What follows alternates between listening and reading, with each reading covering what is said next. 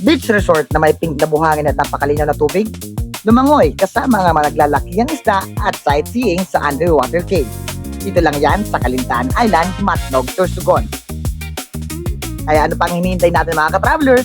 Let's go!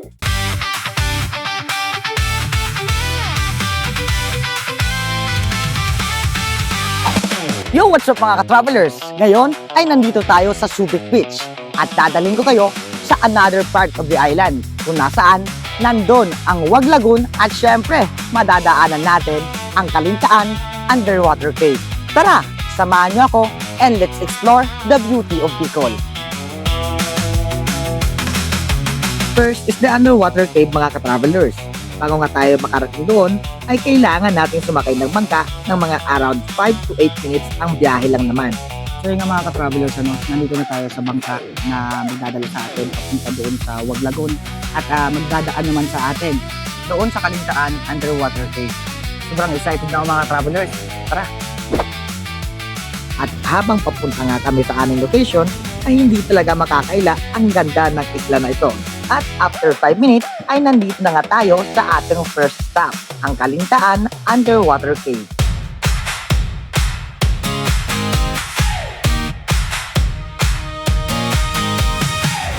Medyo hindi tayo sinuwerte for today's video mga ka-travelers.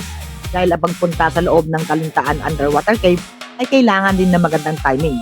Tulad ngayon, nakarating tayo dito ng high tide kaya hindi tayo pinayagan ng mga local tour guide na pumasok sa loob ng kuweba.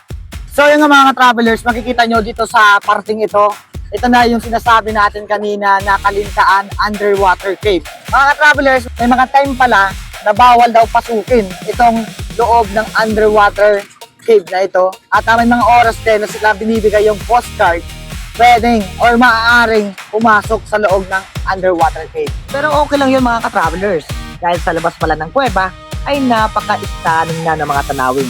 Siguradong masasatisfy pa rin ang inyong mga mata sa mga magagandang view na inyong makikita.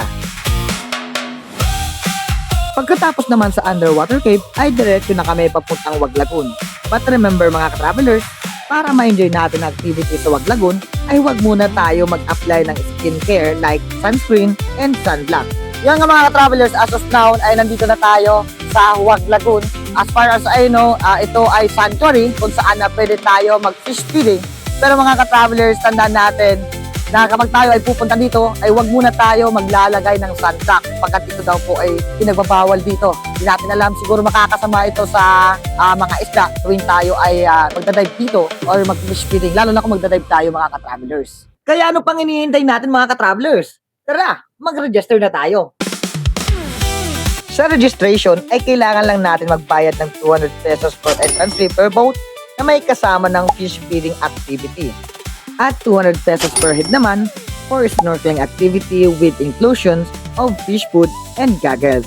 Mga travelers dito sa loob ng Wag Lagoon ay kung ikaw hindi karunungan maglangoy, syempre kailangan mo pa rin ng life vest para sigurado yung paglalangoy mo sa loob. Kasi may part sa loob na medyo malalim. At dahil nga gusto namin masulit ang activity na ito mga ka-travelers, ay lalangoy tayo kasama ang iba't ibang uri ng mga isda.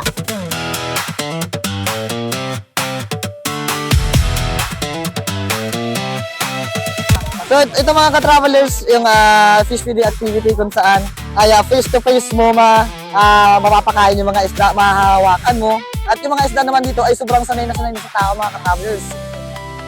Ayan, ayan, ayan!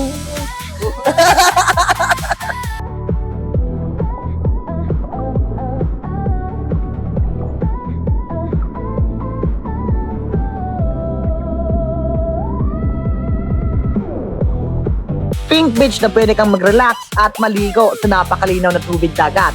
At syempre, may mga activities na unforgettable. Dito lang yan sa Calintaan Island, Matnog, Sorsogon. All-in experience mga ka-travelers is 10/10. Kung gusto nyo rin ma-experience ng mga travelers, mag-book na kayo dyan sa Travel to Bicol. Yan, you can message us on our page, Travel to Bicol, or you can message us on our Gmail, booking@traveltobicol.com.